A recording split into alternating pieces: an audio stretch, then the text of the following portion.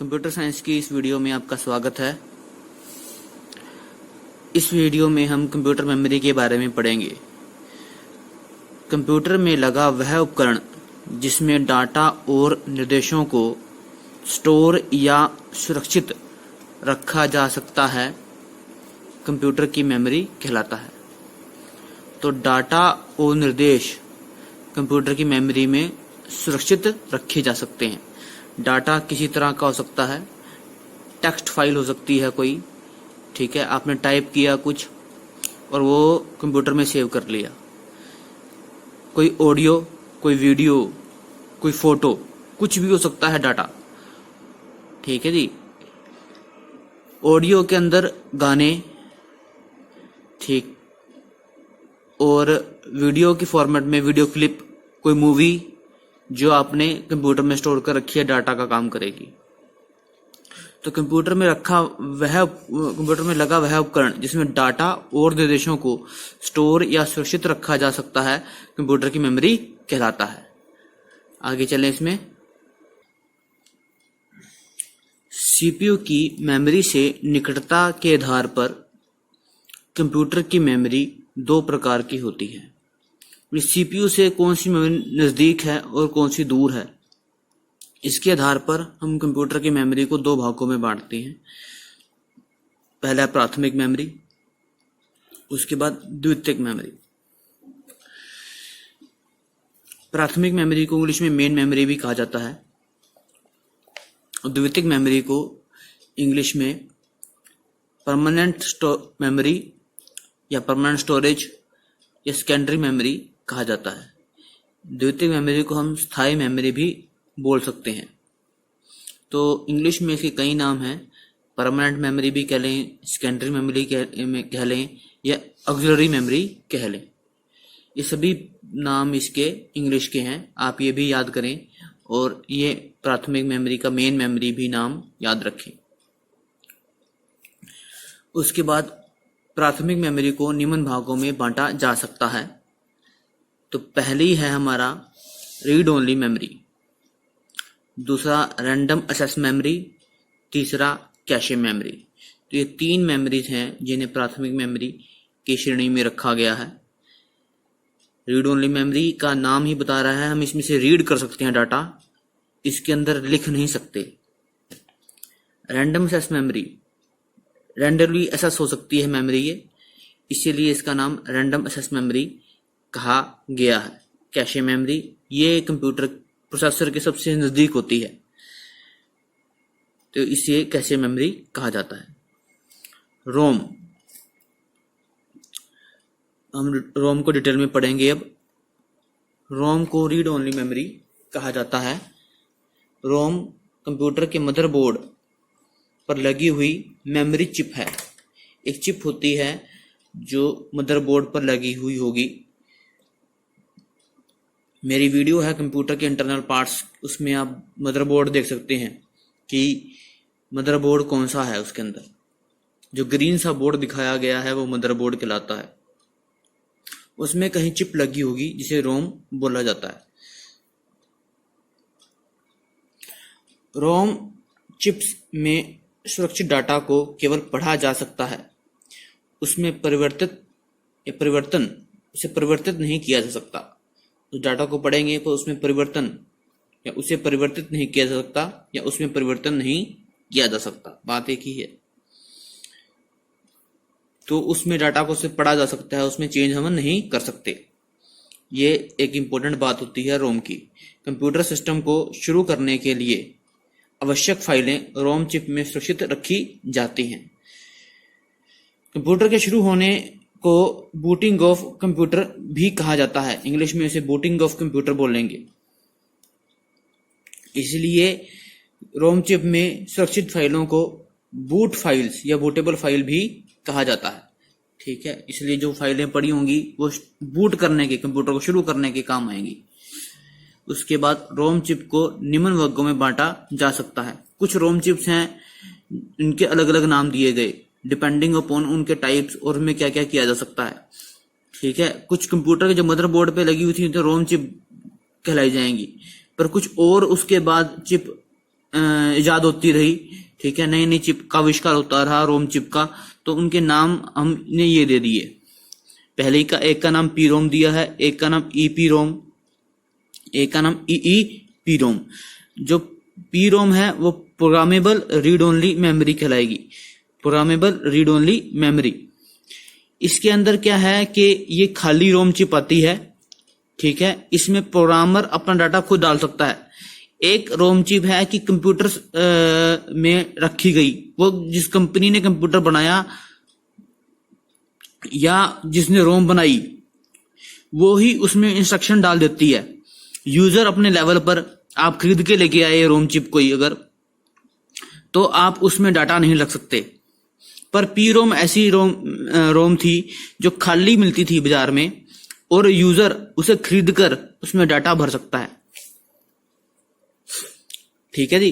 तो programmable read only memory इसका नाम पड़ा कि प्रोग्राम जो कर बनाने वाला है वो उसको भर सकता है, रोम को, अपने डाटा अपनी इच्छा अनुसार या अपने जो निर्देश हैं जो उसने स्टोर करवाने हैं उसके अंदर वो उन निर्देशों को स्टोर कर सकता है। एक है ईपी रोम, यह erasable programmable read only memory, read only memory erasable, ये इरेज हो सकती है एक बार इसमें आपने डाटा भर दिया, ठीक है, आप चाहते हैं कि इसको एक बार इरेज कर दूं मैं, तो एक बार इरेज, इलेक्ट्रिक करंट इसको ज्यादा सप्लाई करना पड़ेगा तो ये इरेज हो जाएगी और इसमें आप नया डाटा भर सकते हैं। तो इसीलिए इसे erasable programmable read only memory कहा गया है। उसके बाद है EP ROM, electrically erasable programmable read only memory. इसमें इसको बार बार इरेज किया जा सकता है, इसको सिर्फ एक बार इरेज किया जाएगा। आपने डाटा भर दिया, आप चाहते हो अब इसमें दूसरा डाटा भरूं मैं, तो एक बार उसको इलेक्ट्रिक शॉक दिया, वो उसमें से इरेज हो जाएगा डाटा और नया डाटा भर दोगे। तो एक बार आपने डाटा भर दिया, इसमें क्या है, बार बार आप हाई वोल्टेज करंट देके इसको इरेज कर सकते हो और नया डाटा इसमें भर सकते हो। तो इसीलिए electrical erasable programmable read only memory कहा जाता है। यह अधिकतर फ्लैश मेमोरी में यूज होता है, जैसे पेन ड्राइव, मेमोरी कार्ड, वो सभी ईईपी रोम की श्रेणी में आते हैं। छोटी मेमोरी होती है, वो काफी साइज छोटा होता है, आप कहीं भी ले जा सकते हैं उसको, ठीक है, आराम से पोर्टेबल होती है, आपके जेब में आ जाएंगे, ठीक है, आपके पर्स में आ जाएंगे, इतने छोटे हैं वो। आगे चलते हैं, रोम चिप के बाद हम पढ़ेंगे रैम को। तो रैम का फुल फॉर्म है रैंडम एक्सेस मेमोरी, और साथ ही हम कैशे मेमोरी को भी इसी टॉपिक के अंदर डील करने वाले हैं। रैम चिप्स और कैशे मेमोरी कंप्यूटर में अस्थायी मेमोरी के रूप में कार्य करती हैं। तो ये अस्थायी मेमोरी है। अस्थायी मेमोरी वह मेमोरी होती है जिसमें डाटा हमेशा सुरक्षित नहीं रह सकता। जब लाइट चली जाए या किसी अन्य कारण से जब कंप्यूटर बंद होता है तो उसमें जो डाटा पड़ा होगा वो लॉस्ट हो जाएगा, वो नष्ट हो जाएगा। तो उस तरह की मेमोरी को हम अस्थायी मेमोरी कहते हैं।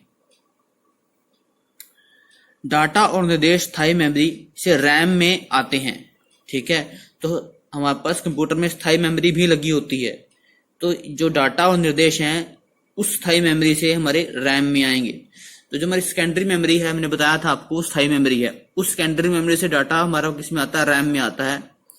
उसके उपरांत ये रैम के द्वारा कैश मेमोरी को दे दिए जाते हैं, ठीक है। जो निर्देश और डाटा आया रैम के अंदर सेकेंडरी मेमोरी से, ठीक है, रैम उसको किसको दे देगी, कैशे मेमोरी को, और कैशे मेमोरी इन डाटा और निर्देशों को सीपीयू को प्रदान करती है, ठीक है।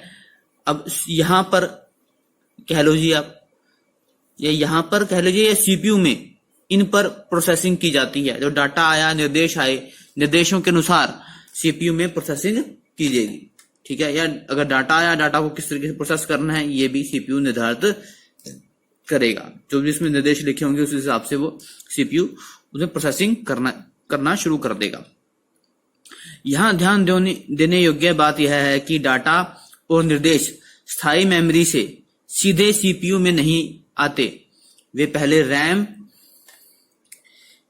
रैम और फिर कैशे मेमोरी से होकर सीपीयू में आते हैं। तो यहां ध्यान देने योग्य बात क्या है कि डाटा सीधा नहीं आया, मतलब कि वो डाटा पहले रैम में गया, रैम से फिर कैशे में गया, कैशे से फिर हार्ड डिस्क में गया। ऐसा क्यों हो रहा है? वो दूसरा वो सीधा भी आ सकता था। ठीक है, तो यहां ध्यान देने योग्य बात है, वो सीधे नहीं आ रहे। ठीक है जी, यहां ध्यान देने योग्य बात यह है कि डाटा और निर्देश स्थायी मेमोरी से सीधे सीपीयू में नहीं जाते, वे पहले रैम और फिर कैशे मेमोरी से होकर सीपीयू में आते हैं। यह काम कंप्यूटर की प्रोसेसिंग स्पीड बढ़ाने के लिए किया जाता है। अब ये क्यों किया जा रहा है? क्योंकि कंप्यूटर की प्रोसेसिंग स्पीड बढ़ जाए, इसलिए यह काम किया जा रहा है। तो और स्पीड कैसे बढ़ेगी अब हम देखते हैं आगे।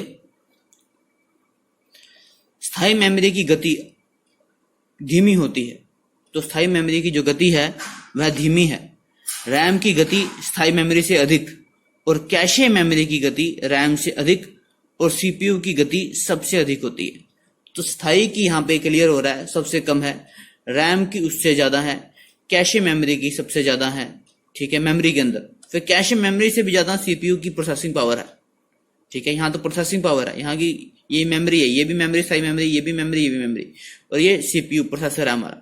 तो प्रोसेसर की स्पीड सबसे ज्यादा है। ठीक है, और रैम और कैशे मेमोरी जो लगी हैं उनसे डाटा होकर हमारा सीपीयू में आ रहा है। तो अब स्थायी मेमोरी की जो गति धीमी है, रैम की उससे ज्यादा है, कैशे मेमोरी की उससे ज्यादा है और सीपीयू की सबसे ज्यादा है। ठीक है, ये थोड़ा ध्यान में रख लिया हमने बात को। और अतः स्थायी मेमोरी और सीपीयू की गति में काफी बड़ा अंतर है।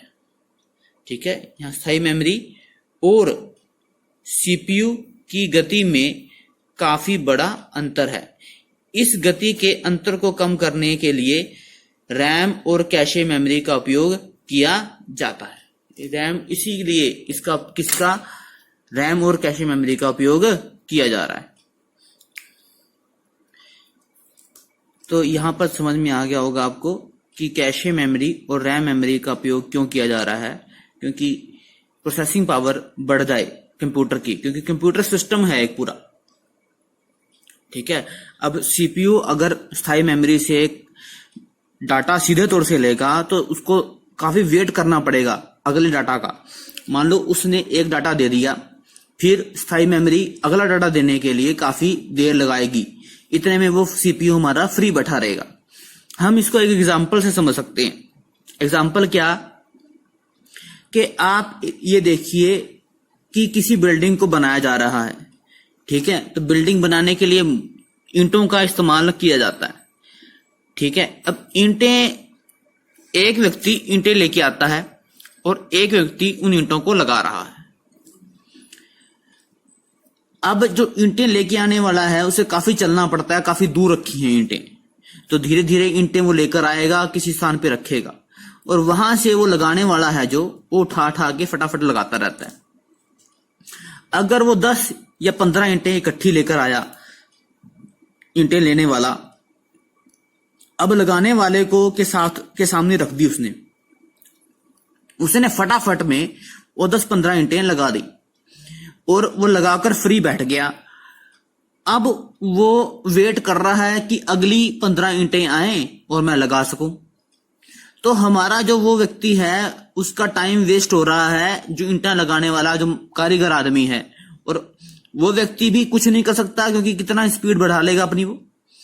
तो हम क्या कर सकते हैं, हम एक रेडी वाला रख सकते हैं जो 15 की बजाय 50 ईंटें इकट्ठी लेके चले जाए और एक जगह पर रख दे। ठीक है, वहां से कोई और व्यक्ति उस 50 ईंटों को उसको देता रहे। ठीक है, अब हमारे लिए आसान हो गया कि उस मजदूर को हमने अब एक रेडी दे दी, रेडी से वो कहीं जगह छोड़ देता है, वहां से कोई और व्यक्ति उसको फटाफट ईंटें पकड़ा रहा है। ठीक है, अब जैसे जैसे उसकी अब प्रोसेसिंग पावर, एक किस्म से काम थोड़ा जल्दी होने लग जाएगा। समझ गए ना बात मेरी। और ये भी हो सकता है आप रेडी जगह छोड़ दो, उसके सामने रख दो वो रेडी ईंटों से भरी हुई, वो अपने आप ही काम करना लग जाएगा, उसमें से रेडी में से उठाता रहेगा और लगाता रहेगा। तो रैम इस तरीके से एक रेडी का काम कर रही है इसमें। ठीक है, और जहां सारी ईंटें पड़ी हैं, बहुत सारा जहां ढेर लगा हुआ है ईंटों का, ठीक है, या स्टॉक बना हुआ है गिट्टों का, वो एक सेकेंडरी स्टोरेज है। उस सेकेंडरी स्टोरेज से इंस्ट्रक्शन बाय इंस्ट्रक्शन चीजें उठ रही थी, किसके पास आ रही थी? प्रोसेसर के पास आ रही थी, धीरे धीरे वो आ रही थी। अब उसमें काफी टाइम लग रहा था, तो बीच में हमने एक रैम लगा दी, वो इंस्ट्रक्शन इकट्ठी उठ गई काफी और वहां पहुंच गई रैम में। अब रैम उसको फटाफट कैशे मेमोरी में भेज रहा है और कैशे मेमोरी फटाफट उसको कहां भेज रही है? प्रोसेसर में भेज रही। इसको समझने में इस तरीके से आपको शायद आसानी रहे। ठीक है, आगे चलते हैं। इसके अंदर वह प्रोग्राम जिसका निष्पादन सीपीयू के द्वारा किया जाना है, वह पूरा प्रोग्राम या उसका कुछ हिस्सा स्थायी मेमोरी के द्वारा रैम में भेज दिया जाता है। उसका पूरा हिस्सा कह लो या उसका कुछ हिस्सा। ठीक है, अगर प्रोग्राम छोटा है तो हम सारा का सारा इकट्ठा भेज सकते हैं, मतलब सिर्फ 50 सीटें लगानी है इसने, तो एक ही लोट में भेज दिया हमने, समझ रहे हो। और अगर वो बड़ा है काफी प्रोग्राम हिस्सा, ठीक है, तो हम क्या कर सकते हैं? उसको छोटे छोटे लोट में भेज सकते हैं उसके पास। ठीक है, तो स्थायी मेमोरी के द्वारा रैम में भेज दिया जाता है। वह प्रोग्राम धीरे धीरे कैश मेमोरी से होता हुआ सीपीयू में जाता है। वह प्रोग्राम धीरे धीरे अब रैम में आ गया है तो कैश मेमोरी में भी जाएगा, वो उसे होता हुआ सीपीयू में जाता है, जहां उसमें लिखे निर्देशों अनुसार, जो प्रोग्राम में निर्देश लिखे हैं उन निर्देशों अनुसार प्रोसेसिंग की जाती है। रैम चिप दो प्रकार की होती है, एक एस रैम जिसे स्टैटिक रैम बोला जाता है और एक है डी रैम जिसे डायनामिक रैम बोला जाता है। आगे चलते हैं इसमें। एस रैम और डी रैम में अंतर। तो एस रैम के बारे में पढ़ेंगे। ट्रांजिस्टर की सहायता से बिट्स को इस मेमोरी में सुरक्षित किया जाता है, और डी रैम कैपेसिटर की सहायता से बिट्स को इस मेमोरी में सुरक्षित किया जाता है। इसमें ट्रांजिस्टर भी लगे होते हैं, ट्रांजिस्टर भी होते हैं इसमें, पर लेकिन कैपेसिटर की सहायता से बिट्स को सुरक्षित किया जाता है। इसका पूरा नाम स्टैटिक रैंडम एक्सेस मेमोरी है। इसका पूरा नाम स्टैटिक रैंडम एक्सेस मेमोरी है और इसका पूरा नाम डायनेमिक रैंडम एक्सेस मेमोरी है। इसकी गति डी रैम से अधिक है, इसकी गति एस रैम से कम है। इसे डाटा को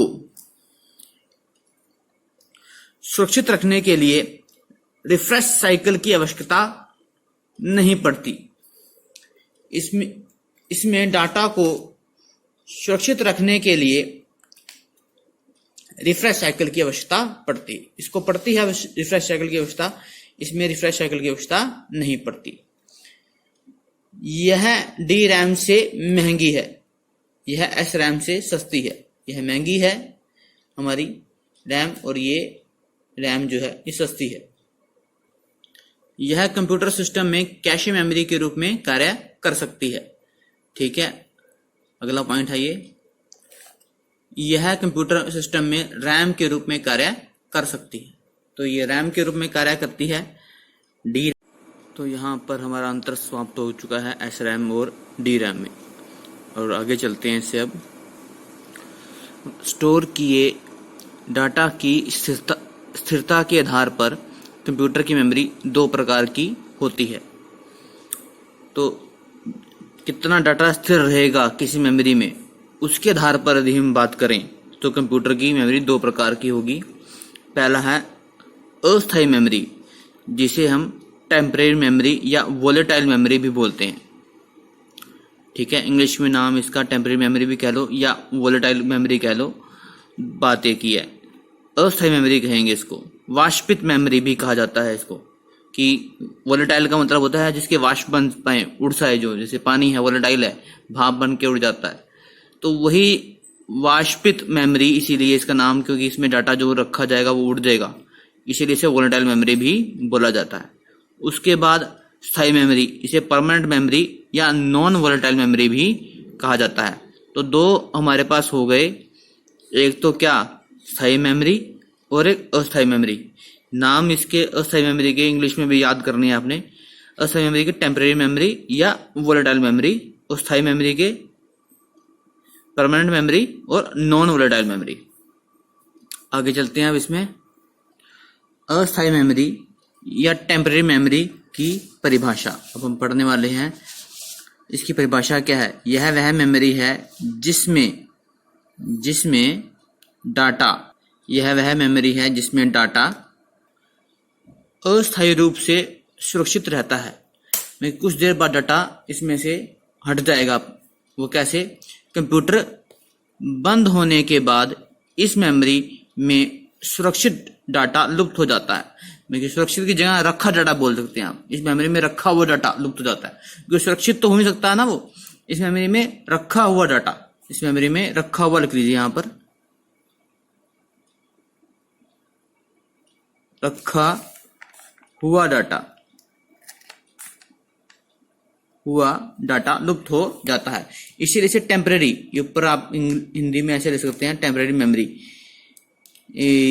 कहा जाएगा इसको। इसीलिए इसे टेम्परेरी मेमोरी बोल लेंगे, क्योंकि इसमें जो डाटा रखा है वो लुप्त हो जाएगा। इस मेमोरी का प्रयोग मध्यवर्ती परिणामों, इंटरमीडिएट रिजल्ट को, ये इंटरमीडिएट रिजल्ट लिखा हुआ है, इसका मतलब है इंग्लिश में मध्यवर्ती परिणामों को इंटरमीडिएट रिजल्ट बोला जाएगा। तो इस मेमोरी का उपयोग मध्यवर्ती परिणामों को सुरक्षित रखने के लिए और तुरंत उपयोग होने वाले निर्देशों और आंकड़ों को सुरक्षित रखने के लिए किया जाता है। मध्यवर्ती परिणाम कैसे? मतलब जैसे सपोज करो मैंने इसको जोड़ना है, 7, 8 और 6 को जोड़ना है, इकट्ठा जोड़ना है मैंने, तो पहले मैं इन दोनों को जोड़ूंगा। तो इन दोनों को जोड़ दिया तो मैंने 14 आया, तो 14 मैंने दिमाग में रख लिया, तो फाइनल आंसर नहीं है, वो मध्यवर्ती परिणाम है। 14 के अंदर जब मैं 7 जोड़ूंगा तब मुझे मिलने वाला है 21। तो इसीलिए मध्यवर्ती जो बीच में परिणाम आए, फाइनल आंसर से पहले जो आंसर आ रहा है उसे मध्यवर्ती परिणाम बोला जाता है। तो इस मेमोरी का उपयोग मध्यवर्ती परिणामों को सुरक्षित रखने के लिए और तुरंत उपयोग होने वाले निर्देशों और आंकड़ों को सुरक्षित रखने के लिए किया जाता है। कंप्यूटर की पावर केबल हटाने पर या बिजली चली जाने के कारण जब कंप्यूटर बंद हो जाता है तो इसमें सुरक्षित डाटा निर्देश लुप्त हो जाते हैं। इसमें रखे डाटा को पुनः प्राप्त नहीं किया जा सकता। जो इसमें रखा डाटा है वो पुनः प्राप्त नहीं किया जा सकता। अतः इस मेमोरी में रखे डाटा को स्थायी मेमोरी में भी या स्थायी मेमोरी में सुरक्षित कर लेना चाहिए ताकि इसे पुनः प्राप्त किया जा सके।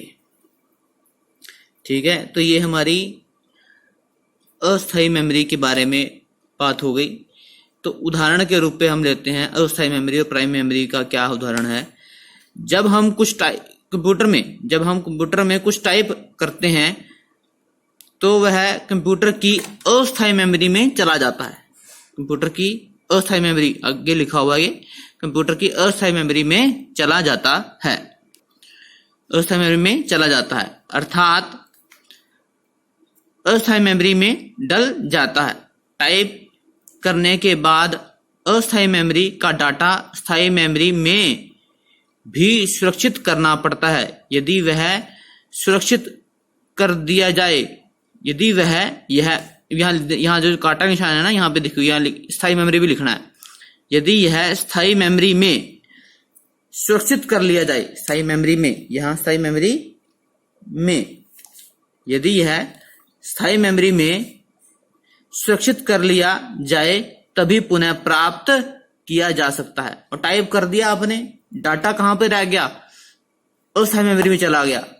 अब यदि आप सेव कमांड चलाओगे और उसे किसी पर्टिकुलर जगह पर सेव करोगे तभी पुनः प्राप्त कर सकते हो उसको, क्योंकि कल बंद कर दिया कंप्यूटर, चले गए आप बंद करके, अगर एकदम लाइट चली गई उसकी।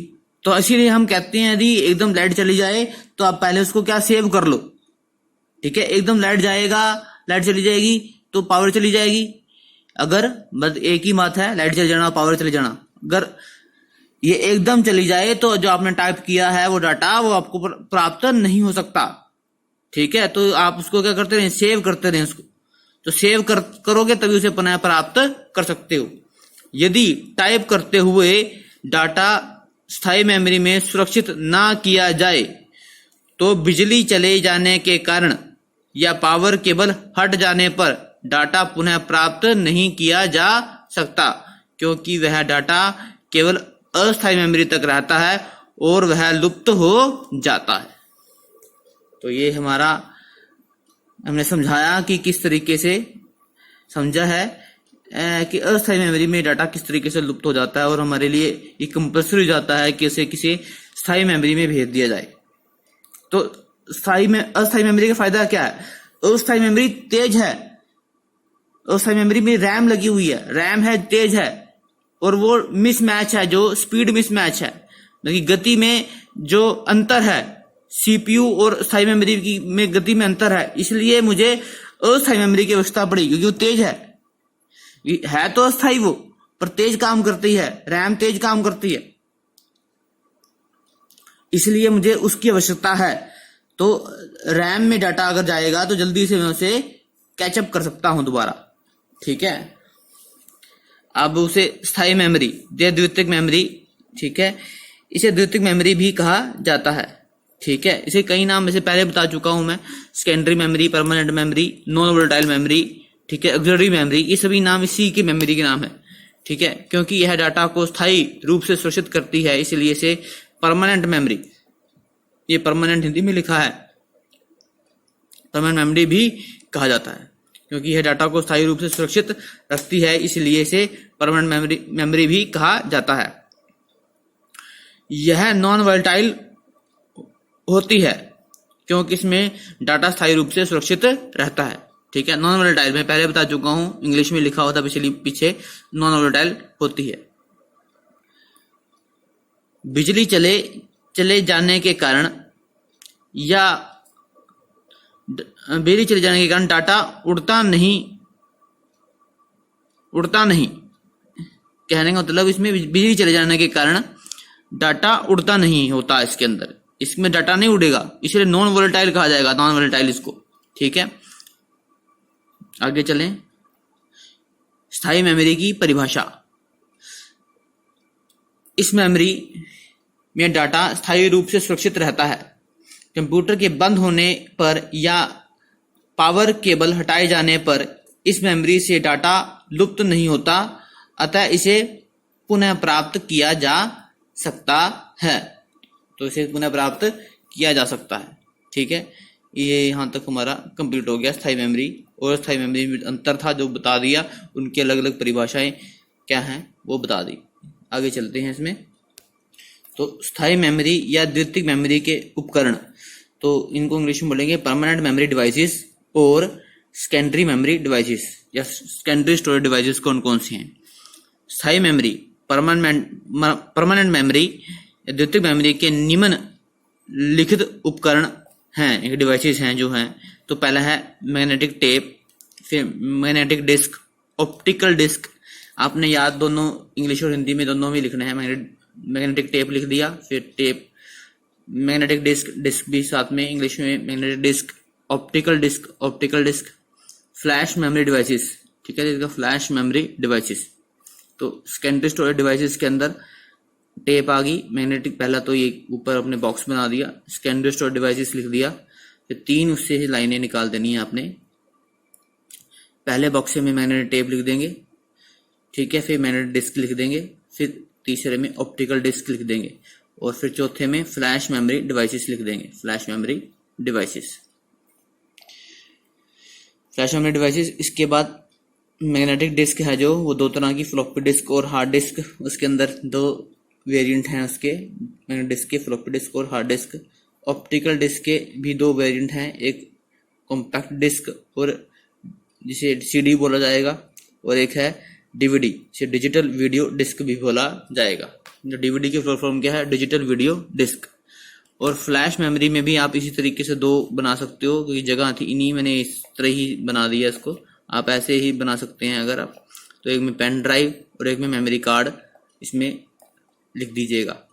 तो ये सेकेंडरी स्टोरेज डिवाइसेस हमारे यहाँ पर के सभी उदाहरण हैं। ये जो सेकेंडरी स्टोरेज डिवाइसेस हम यूजली नोट करते हैं। यहाँ पर ऑप्टिकल डिस्क में एक ब्लू रे भी आ गया है, ठीक है, उसको भी यूज कर सकते हैं आप।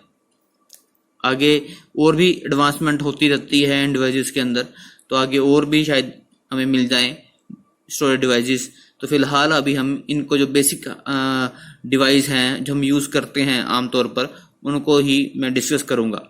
चलते हैं आगे। तो पहला है मैग्नेटिक टेप, चुंबकीय टेप।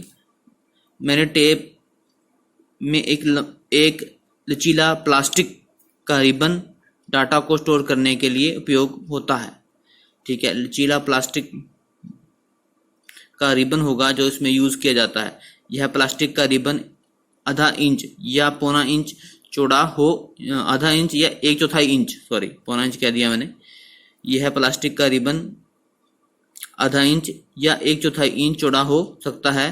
प्लास्टिक रिबन इस पर किसी चुंबकीय पदार्थ का लेप किया जाता है, जिसके कारण इसका रंग गहरा भूरा हो जाता है। चुंबकीय पदार्थ मोस्टली जो हम यूज करते हैं इसके अंदर वो फेरस ऑक्साइड होता है। ठीक है जी, इस फेरस ऑक्साइड को इसके रिबन के ऊपर प्लेस की कर दिया जाता है। तो जो कैसेट हम पुरानी देखते थे, ठीक है, अगर आपने देखी हो पुरानी कैसेट, टेप रिकॉर्डर में कैसेट डलती थी, ठीक है, उनको ये प्लास्टिक टेप के उसके बने, उसको ही मैग्नेटिक टेप का उदाहरण कहा जाता है। मैग्नेटिक टेप होती हैं, वही मैग्नेटिक टेप होती हैं। ये मैग्नेटिक टेप का चित्र है। ठीक है, ये प्लास्टिक का एक रिबन है जो ये इसके ऊपर से एक रोल से उतरता हुआ दूसरे पे चढ़ता रहता है। ये प्लास्टिक के केज में बंद होता है। ठीक है, तो इस तरीके से प्लास्टिक रिबन को हम एक रोल से उतारते दूसरे रोल पे चढ़ाते रहते हैं, और जो डाटा इस पे है वो हम पढ़ते रहते हैं किसी इंस्ट्रूमेंट के द्वारा। ठीक है, आगे चलते हैं जिसके अंदर अब ये कैसेट आप देख रहे हैं, ये एक मैग्नेटिक टेप का उदाहरण है।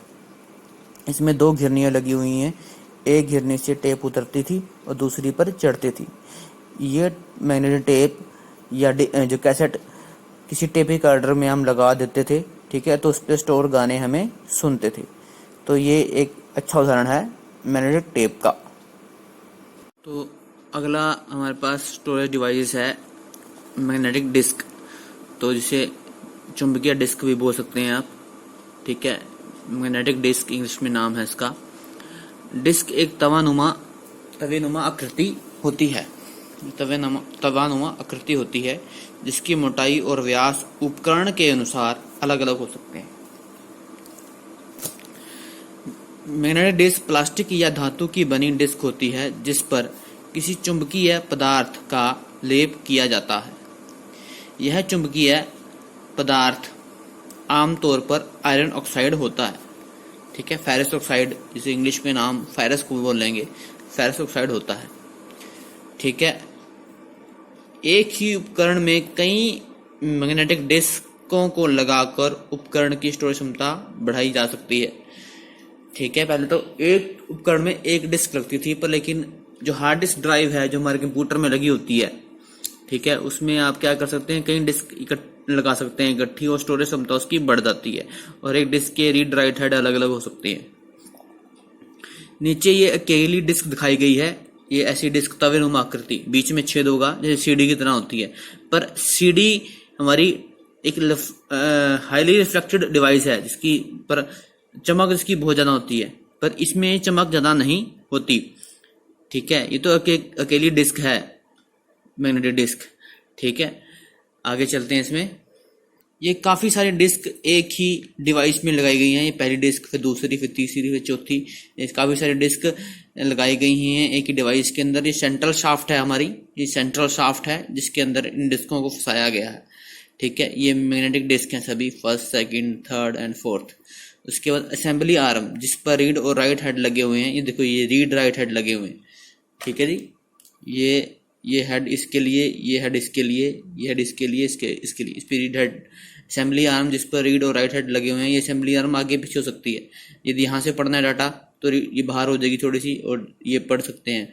अगर अंदर से पढ़ना है यहाँ से तो ये अंदर हो जाएगा, और यहाँ से हम डाटा पढ़ सकते हैं। ठीक है, तो फिलहाल तो ये हार्ड डिस्क में यूज होता है अरेंजमेंट पर, लेकिन डिस्क के जो उदाहरण हैं वो दो हैं, हम यहाँ पढ़ रहे हैं, जो फ्लॉपी डिस्क और हार्ड डिस्क। जो फ्लॉपी डिस्क है सिंपल डिस्क है, उसमें ये चीज नहीं होती ऊपर वाली, उसमें अकेली डिस्क लगी होगी, सिंगल डिस्क। ठीक है, तो फ्लॉपी डिस्क को डिटेल में पढ़ेंगे पहले हम। फ्लॉपी डिस्क कंप्यूटर में उपयोग होने वाला सेकेंडरी स्टोरेज डिवाइस है। सेकेंडरी स्टोरेज डिवाइस अभिप्राय कि यह एक द्वितीयक मेमोरी का एक उपकरण है। फ्लॉपी डिस्क एक प्रकार की मैग्नेटिक डिस्क है जो कि कवर में बंद रहती है। फ्लॉपी डिस्क बहुत पतली लचीली होती है। एक फ्लॉपी डिस्क में 2.50 से लेकर 3.0 MB तक डाटा सुरक्षित या स्टोर किया जा सकता है।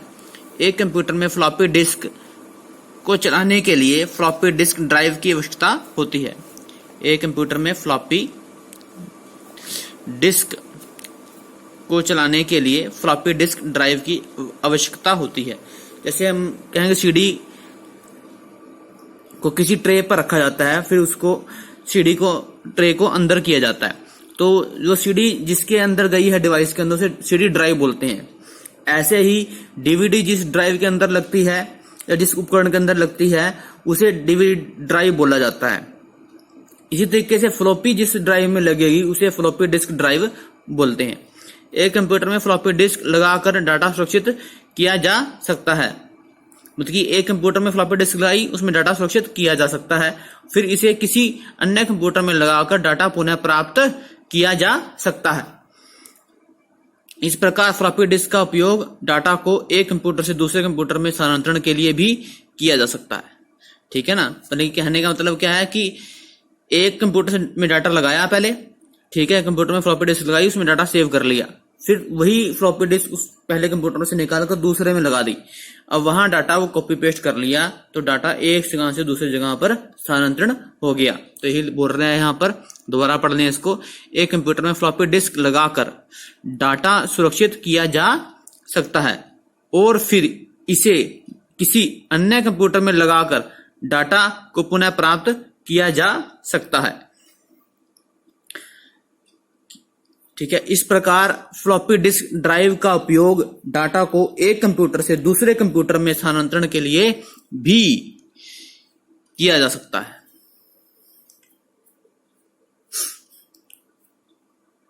ये एक डायग्राम बनाया हुआ है फ्लॉपी डिस्क ड्राइव का। ठीक है, अब मैं इसको फिर से एक बार दिखा देता हूं नजदीक से। तो ये इसका फ्लॉपी डिस्क का चित्र है। ये ढक्कन है, इस पे लगा हुआ है, ये ढक्कन खुल जाता है। जब भी डिस्क को उसके अंदर डालेंगे ड्राइव के अंदर, तो यहाँ हट जाएगा और यहाँ से हमें डिस्क दिख पाएगी, सिर्फ यहीं से। तो जैसे मान लो यहाँ डिस्क ये घूमेगी, यहाँ पर पूरा डिस्क है इसके अंदर लगी हुई, ऐसे घूम रही है। तो जैसे जैसे इसके आगे आते रहेगा, जो अंदर घूमती रहती है वो ऐसे घूमती रहेगी डिस्क वो। ठीक है जी, ऐसे घूमेगी तो इसके आगे कुछ पोर्शन आ जाएगा, फिर वो आगे चलती रहेगी, फिर आगे दूसरा पोर्शन आएगा, तो उसके ऊपर डाटा जो पड़ा होगा वो हमें इस ढक्कन के जरिए हम उसको रीड राइट हेड की हेल्प से पढ़ सकते हैं। ठीक है, ये अरेंजमेंट लगा हुआ है, यहाँ पर कुछ लिख सकते हो कि इसके में डाटा क्या पड़ा हुआ है पहचानने के लिए। प्लास्टिक का कवर है, इसके अंदर बंद होगी वो floppy disk drive, floppy disk. ठीक है, फ्लॉपी डिस्क इसके अंदर बंद होगी और ड्राइव में लगेगी ये फ्लॉपी डिस्क ड्राइव में, और वहां से उस डाटा को हम पढ़ सकते हैं। फ्लॉपी डिस्क एक प्लास्टिक के कवर में सुरक्षित रहती है। इस प्लास्टिक कवर के ऊपर तरफ एक ढक्कन होता है। यह ढक्कन को हटाए जाने पर फ्लॉपी दिखाई देती है। तो इस ढक्कन को जैसे हटाऊंगा तो फ्लॉपी हमें दिखाई देगी। जैसे ही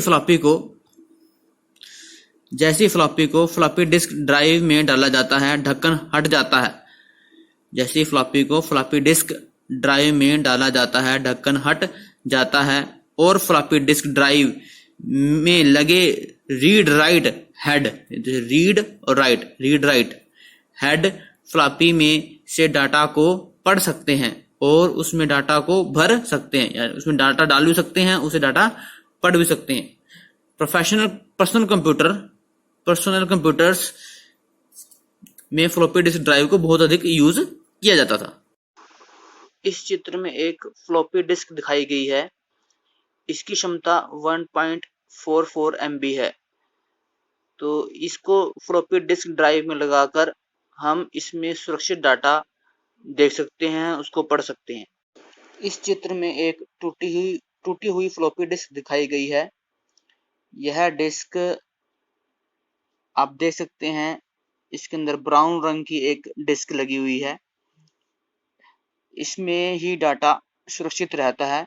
ये अंदर से घूमती है डिस्क, तो हमें डाटा ढक्कन में से दिखता रहता है।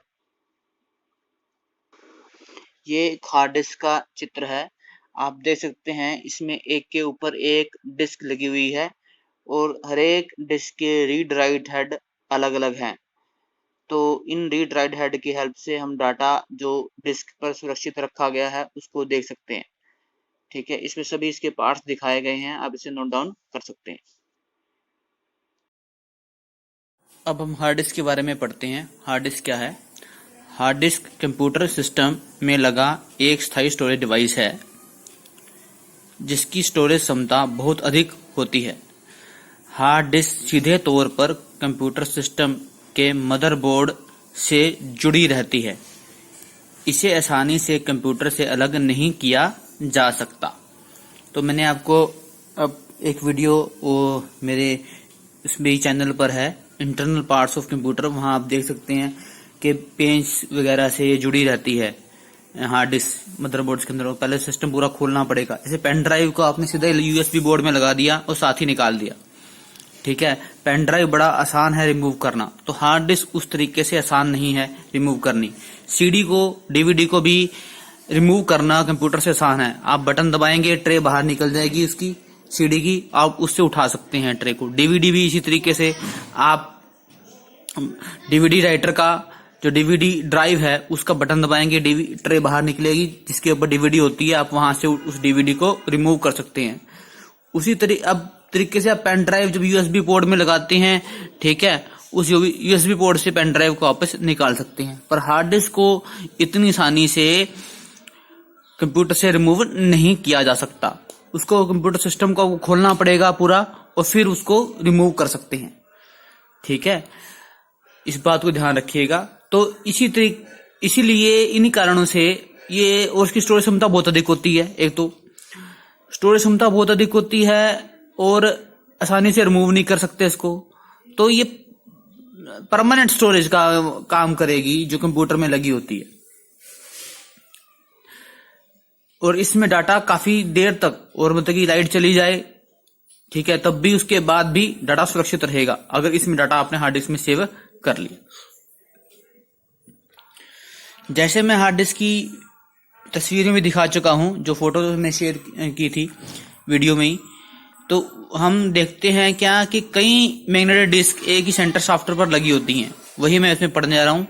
एक हार्ड डिस्क में कई मैग्नेटिक डिस्क सेंटर शाफ्ट पर लगी होती हैं और हर एक डिस्क, कई मैग्नेटिक डिस्क लगी होंगी एक ही सेंटर शाफ्ट पर, और हर एक डिस्क का अपना रीड राइट हेड होता है। रीड राइट दोनों अपने, रीड, ये रीड और राइट, तो रीड राइट हेड होता है हर एक डिस्क का। यही डायग्राम मैंने पहले भी दिखाया था आपको। तो ये सभी डिस्क लगी हुई हैं सेंट्रल शाफ्ट के अंदर, ठीक है, इन्हें फंसाया गया है इस तरीके से। ये असेंबली आर्म है, हर एक रीड राइट हेड है हर एक का, ठीक है, ये रीड राइट हेड हर एक का दिया हुआ है। ठीक है, यहाँ पर मैग्नेटिक डिस्क, ये सभी जो है मैग्नेटिक डिस्क हैं। ठीक है, ये सेंट्रल शाफ्ट, जो सेंटर शाफ्ट है, एक छड़ जिसके अंदर लोहे की छड़ या धातु की छड़ है जिसके अंदर जो बीच से गुजर रही है सभी के, और ये असेंबली आर्म जिसके ऊपर रीड राइट हेड लगे हुए हैं। ठीक है, अब ये डायग्राम है मैग्नेटिक डिस्क का, हार्ड डिस्क का। अच्छा, जो वो 8 डिस्क है, जो सिंगल डिस्क, उसका जो डायग्राम वो ये है। ठीक है, अब इसको पहले, इस पे जाने से पहले मैं आपको ये बता दूं, फिर से पढ़ लेते हैं। एक हार्ड डिस्क में कई मैग्नेटिक डिस्क सेंटर शाफ्ट पर लगी होती हैं और हर एक डिस्क का अपना रीड राइट हेड होता है। मैग्नेटिक डिस्क की सतह को कई ट्रैक और सेक्टर में बांटा होता है। तो ये देखिए, ये ट्रैक्स हैं, ये पूरा एक सपोज करो इनर मोस्ट ट्रैक लें, ये वाला ट्रैक इनर मोस्ट ट्रैक है, यहां से कवर होता हुआ। उसके बाद आउटर वाला ट्रैक, ये आउटर वाला ट्रैक है इसका। फिर उसके बाद इसको डॉट डॉट से अगर करूं मैं, ये एक ट्रैक है,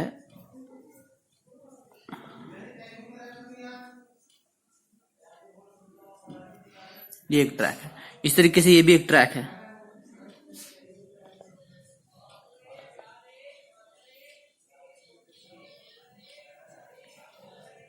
और ये कई ट्रैक्स 1 2 3 4 5 6 7 8 डायग्राम इस डायग्राम में दिखाए गए हैं। कोई कई ट्रैक हो सकते हैं। तो अब इसको बाद में फिर ये इसके कोणों 8 हिस्सों में बांटा गया है। ये एक लाइन ने इसको 2 हिस्सों में बांट दिया, फिर इधर से एक लाइन, फिर इधर से एक लाइन। तो 1 2 3 4 5 6 7 8 हर एक ट्रैक 8 हिस्सों में बंट गया। तो एक हिस्सा जो उसका वो सेक्टर कहलाएगा। ये एक सेक्टर है, ट्रैक का एक हिस्सा, 1/8वां हिस्सा जो वो सेक्टर कहलाता है। मैग्नेटिक डिस्क की सतह को कई ट्रैक और सेक्टर में बांटा होता है। ठीक है जी। ये मैग्नेटिक डिस्क जो कि हार्ड डिस्क बनाने में उपयोग की जाती है, वो सिंगल मैग्नेटिक डिस्क है। डिस्क में जितने समकेंद्रित वृत्त लगे हैं ट्रैक कहलाते हैं। ये समकेंद्रित वृत्त, एक इनका केंद्र एक ही है, इनका केंद्र क्या है, एक है। ये समकेंद्रित वृत्त हैं कि इसका वृत्त का भी, इस वृत्त का भी। ठीक है, तो केंद्र एक है, तो ये केंद्र मिलकर ट्रैक बना देंगे और ट्रैक फिर आगे हमारा सेक्टर्स में बंटा हुआ होगा। आगे चल रहे हैं। डिस्क में जितने समकेंद्रीय वृत्त हैं ट्रैक कहलाते हैं। हर एक ट्रैक को आगे सेक्टरों में बांटा जाता है। एक हार्ड डिस्क में निम्न चित्रानुसार मैग्नेटिक डिस्क को लगाया जाता है। ये निम्न चित्रानुसार बता दिया, इसके इस तरीके से आप क्या लगाएंगे। काफी डिस्कों को एक ही हार्ड डिस्क में लगाया जाता है। जैसा कि चित्र में दिखाया गया है, एक हार्ड डिस्क में कई मैग्नेटिक डिस्क एक सेंटर शाफ्ट पर लगे होते हैं। सेंटर शाफ्ट बीच में है और डिस्क लगी हुई है उसके ऊपर, और उनके read write head assembly arm पर लगे होते हैं। और यह सभी वस्तुएं प्लास्टिक और धातु के बने बॉक्स में बंद रहती हैं। तो एक बॉक्स में, मैंने आपको पहले दिखाया था कि बॉक्स के अंदर बंद थी हमारी हार्ड डिस्क। तो ये सभी अरेंजमेंट है, वो एक आप कह सकते हो 0.25 इंच का या 1 इंच का बॉक्स होता है, उसके अंदर सभी चीजें बंद होती हैं। ठीक है, तो इतनी छोटे कंपैक्ट में इन चीजों को रखा जाता है। बड़ा प्रिसाइज काम है ये, बड़े ध्यानपूर्वक या मशीनों के द्वारा, ठीक है, कंप्यूटराइज मशीनों के द्वारा इनको असेंबल किया जाता है। ठीक है, आगे चल रहे हैं। कंप्यूटर सिस्टम में स्टोर किए जाने वाले सभी प्रोग्राम, एप्लीकेशन, फाइल और फोल्डर हार्ड डिस्क में ही स्टोर रहते हैं। कंप्यूटर सिस्टम में स्टोर किए जाने वाले सभी प्रोग्राम, जो प्रोग्राम हम कंप्यूटर में इंस्टॉल करेंगे, वो कहाँ जाएंगे, हार्ड डिस्क में जाएंगे, हार्ड डिस्क में इंस्टॉल होंगे। एप्लीकेशन कोई भी अपनी डाली, उनकी फाइल बनाई, कोई फोल्डर बनाई, वो कहाँ जाएगी, हार्ड डिस्क में ही स्टोर होते हैं। ठीक है, हम कोई प्रोग्राम इंस्टॉल कर रहे हैं तो पहले हार्ड डिस्क में उसकी फाइल्स स्टोर हो जाएंगी। ठीक है, आप अपने मोबाइल फोन पे भी देखते होगे, आगे गूगल प्ले स्टोर पर आपने कोई फाइल, कोई एप्लीकेशन डाउनलोड कर रहे हो तो पहले उसकी फाइल सारी कहां पे आएंगी, इंटरनेट के माध्यम से आपके मोबाइल के अंदर सेव हो जाएंगी। ठीक है, फिर आप जब वो सारी फाइल आ गई हैं तब वो कहेगा आप इंस्टॉल करना चाहते हो तो इंस्टॉल पे क्लिक करो, तो फिर आप उसको उस एप्लीकेशन को इंस्टॉल करते हो। जब सारी फाइलें आपके मोबाइल में सेव हो जाएंगी तब आप इंस्टॉल करते हो, तो वो आपकी फोन में परमानेंट मेमोरी में सेव हो जाएगी। और जब भी उस फाइल को आप उस प्रोग्राम को रन करोगे, उस एप्लीकेशन को रन करोगे, तो वही एप्लीकेशन की फाइल जो है वो उसको रन करने में सहायक होंगी, जो इंटरनेट के माध्यम से आपके मोबाइल फोन में आई हैं। इस तरीके से यदि आप कंप्यूटर में कोई इंस्टॉल करते हो प्रोग्राम, तो उसकी फाइल्स कंप्यूटर की हार्ड डिस्क में चली जाती हैं। और जब भी हम उस प्रोग्राम को या उस सॉफ्टवेयर को रन करेंगे, उस एप्लीकेशन को रन करेंगे, तो उसकी फाइल जो हार्ड डिस्क में सेव की गई थी वही फाइल्स उस प्रोग्राम को चलाने में सहायक होंगी। कंप्यूटर सिस्टम में स्टोर किए जाने वाले सभी प्रोग्राम, एप्लीकेशन, फाइल और फोल्डर हार्ड डिस्क में ही स्टोर रहते हैं। हार्ड डिस्क की स्टोरेज क्षमता बहुत अधिक होती है। आजकल जो कंप्यूटर बाजार में उपलब्ध हैं उनके हार्ड डिस्क की स्टोरेज क्षमता 250 GB से लेकर 1000 GB तक है 1000 GB तक है। उसके बाद अगली हमारा स्टोरेज डिवाइस है कॉम्पैक्ट डिस्क, जिसको CD के नाम से जाना जाता है। इसका फुल फॉर्म है compact disk, DISK। Compact disk या CD एक सेकेंडरी मेमोरी डिवाइस है जिस पर स्टोर डाटा एक लेजर बीम की सहायता से पढ़ा जा सकता है और लेजर बीम की ही सहायता से उसमें डाटा डाला जाता है। ये आगे लिखा हुआ है, मैं दिखाता हूं। ठीक है, जिस पर स्टोर डाटा एक लेजर बीम की सहायता से पढ़ा जा सकता है और लेजर बीम की सहायता से ही इस पर डाटा स्टोर किया जा सकता है। क्योंकि हम इसे डाटा जो पढ़ेंगे वो भी लेजर बीम की सहायता से, और जिसमें डाटा स्टोर करेंगे वो भी लेजर बीम की सहायता से। लेजर बीम प्रकाश की किरणों की सहायता से CD पर डाटा स्टोर कर सकती है और प्रकाश की किरणें की सहायता से CD पर स्टोर डाटा को पढ़ा जा सकता है। प्रकाश से संबंधित वस्तुओं को अंग्रेजी में ऑप्टिकल वस्तुएं कहते हैं, इसलिए CD को ऑप्टिकल मेमोरी स्टोरेज डिवाइस कहा जाता है। इसलिए उसको ऑप्टिकल मेमोरी स्टोरेज डिवाइस कहा जाता है। ठीक है, आप यहां पर लिख सकते हैं ऑप्टिकल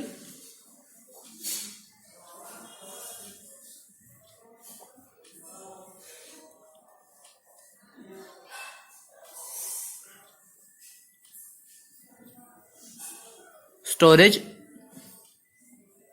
डिवाइस। यह है ऑप्टिकल मेमोरी स्टोरेज डिवाइस है। CD पर store data CD disk drive की सहायता से, मैंने आपको पहले बताया था, फ्लॉपी में जो डाटा है उसको पढ़ने के लिए मुझे फ्लॉपी डिस्क ड्राइव चाहिए। DVD में जो डाटा है उसको पढ़ने के लिए मुझे DVD डिस्क ड्राइव चाहिए। इसी तरीके से CD में जो डाटा है उसको पढ़ने के लिए मुझे CD डिस्क ड्राइव चाहिए। आजकल जो DVD डिस्क ड्राइव हैं, ठीक है, वो CD को भी पढ़ सकते हैं और DVD को भी।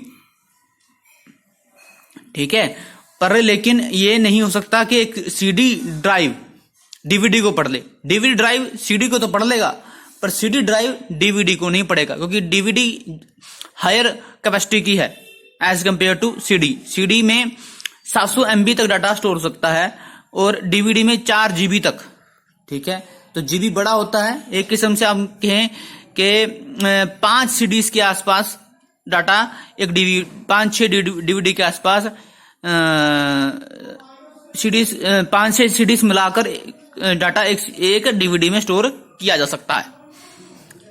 CD पर store data CD disk drive की सहायता से पढ़ा जा सकता है। अतः यदि आप अपने कंप्यूटर में CD का उपयोग करना चाहते हैं तो आपके कंप्यूटर में CD डिस्क ड्राइव अवश्य होना चाहिए। CD प्लास्टिक की बनी प्लेटनुमा आकृति होती है। CD का व्यास 12 सेंटीमीटर या 120 mm का होता है। इंच में यह 4.75 इंच है। यहां से मेन बात शुरू हो रही है CD के बारे में। ठीक है, आप यहां से भी इसको याद करने का काम कर सकते हो, सीधा यहीं से याद कर लें बेशक। ठीक है, ऊपर इंट्रोडक्शन बारे में मैंने बताया था, CD की कैसी की जो आम इंट्रोडक्शन है उसके बारे में बताया था। आगे चल रहे हैं इसके अंदर ही, ये उतार लीजिए, यहां पर हो गया। आगे इसको करते हैं। अब CD पर पॉलीकार्बोनेट की परत चढ़ाई जाती है और फिर उस पर किसी अतिरिक्त चमकीले पदार्थ की परत चढ़ाई जाती है।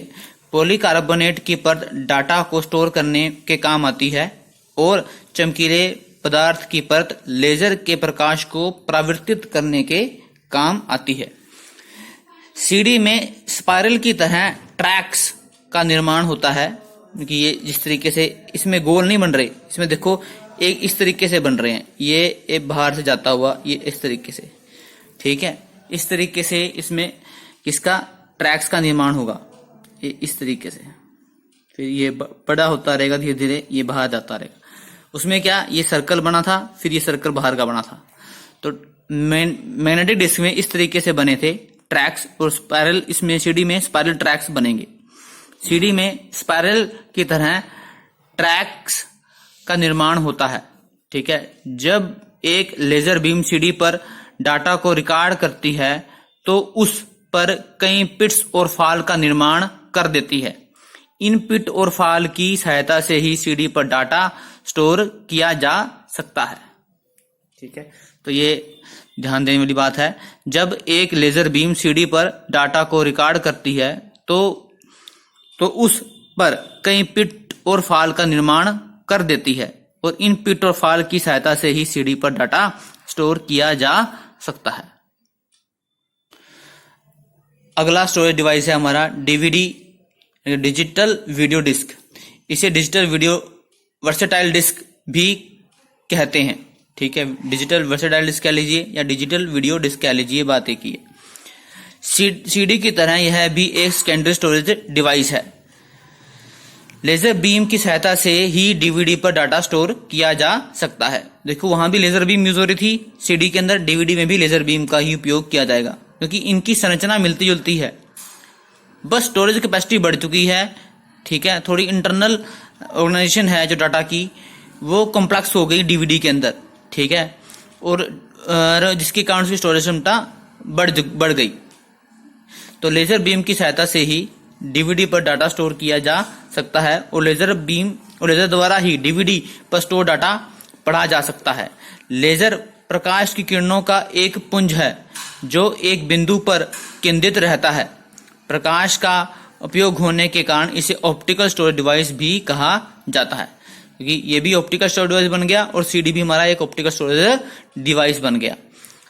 डीवीडी पर store data DVD disk drive की सहायता से पढ़ा जा सकता है। डीवीडी पर store data DVD disk drive की सहायता से पढ़ा जा सकता है। अतः यदि आप अपने कंप्यूटर में डीवीडी का इस्तेमाल करना चाहते हैं तो आपके कंप्यूटर में डीवीडी डिस्क ड्राइव अवश्य लगा होना चाहिए। आगे पढ़ते हैं। डीवीडी प्लास्टिक की बनी प्लेटनुमा आकृति होती है जिसका व्यास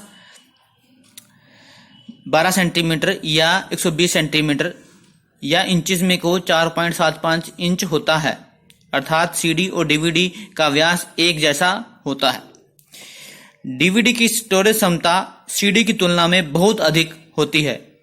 एक डीवीडी में 4.7 जीबी डाटा स्टोर किया जा सकता है, जबकि सीडी में केवल 700 MB डाटा स्टोर किया जा सकता है। तो डीवीडी में 4.7 जीबी हो रहा है और सीडी में केवल 700 MB डाटा स्टोर किया जा सकता है। डीवीडी भी सीडी की तरह प्लास्टिक की बनी प्लेटनुमा आकृति होती है जिस पर पॉलीकार्बोनेट इसको इंग्लिश में ऐसे लिखेंगे कि परत चढ़ाई जाती है, फिर इस पर किसी चमकीले पदार्थ की परत चढ़ाई जाती है। पॉलीकार्बोनेट की परत डाटा को स्टोर करने के काम आती है और चमकीले पदार्थ की परत लेजर के प्रकाश को परावर्तित करने के काम आती है। ये आपने नोट कर लिया होगा। आगे चलते हैं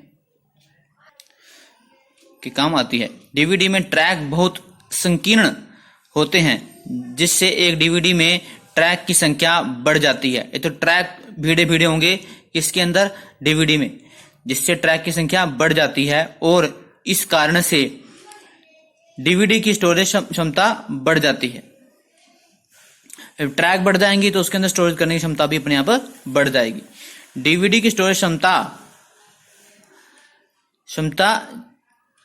4.7 GB होती है, जबकि सीडी की स्टोरेज क्षमता 700 MB तक होती है।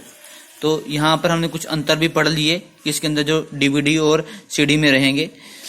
यहाँ तक हमारा ये पोर्शन खत्म हो चुका है कि भी ऑप्टिकल डिस्क ड्राइव क्या होते हैं। एक हमारे पास रह गया द फ्लैश मेमोरी डिवाइसेस, वो करते हैं अब। तो पहला फ्लैश मेमोरी डिवाइस है पेन ड्राइव। पेन ड्राइव एक फ्लैश मेमोरी डिवाइस है। यह कंप्यूटर सिस्टम में यूएसबी पोर्ट के माध्यम से लगता है। यूएसबी पोर्ट पर, यूएसबी की फुल फॉर्म है यूनिवर्सल सीरियल बस, ठीक है। यह कंप्यूटर सिस्टम में यूएसबी पोर्ट के माध्यम से लगता है।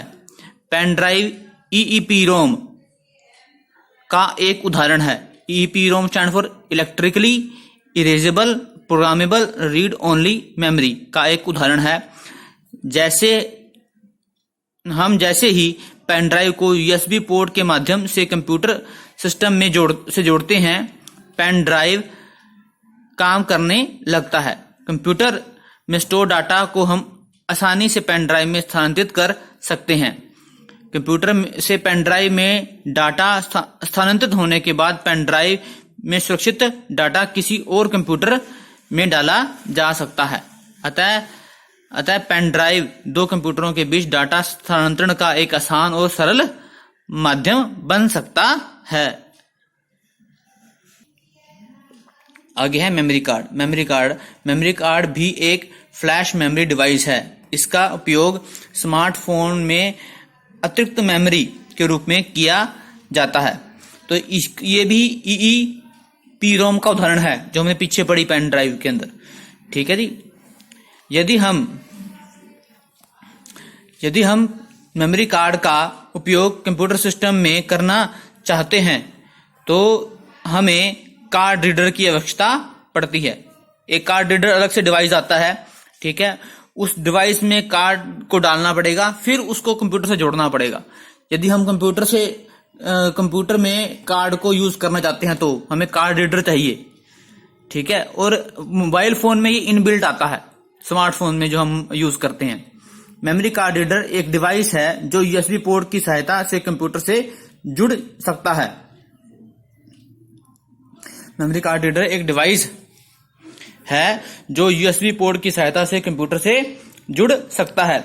जब मेमोरी कार्ड रीडर कंप्यूटर से जुड़ जाता है तब हम मेमोरी कार्ड रीडर में मेमोरी कार्ड डालकर उसका उपयोग कर सकते हैं।